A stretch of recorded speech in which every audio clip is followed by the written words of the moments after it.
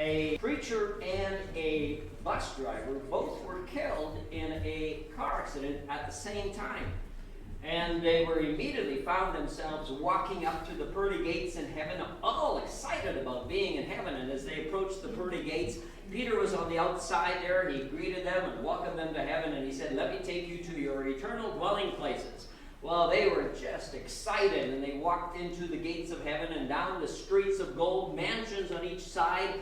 And there was this beautiful, huge mansion on the right-hand side, just down the street, just a bit. And Peter said to the bus driver, "There you go." He said, "That's where you're going to spend eternity." And the bus driver walked up the stairs and headed into the mansion, just excited to be there forever. And Peter and the bus driver just kept on walking down the streets of gold. They walked and walked and walked till they turned from gold to pavement, and then they turned to gravel, and then kind of a mud trail. It was kind of in the slum parts of heaven.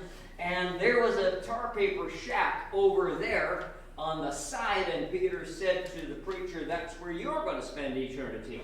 And the preacher became very upset, and he said to Peter, "What do you mean?" He said, "I get to live in this tar paper shack for the rest of eternity, and you gave that bus driver back there that beautiful mansion?" He said, "Didn't you know that back on earth I was a preacher? That guy was just a bus driver." He said, "Why did you give him the mansion and you gave me just this tar paper shack?" And Peter said to the preacher, he said, "You know, back on earth, when you preached, people slept.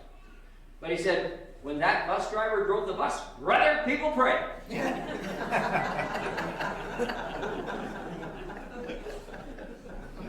So if you fall asleep this morning, you're going to ruin my chances of having a mansion in heaven. So please stay awake.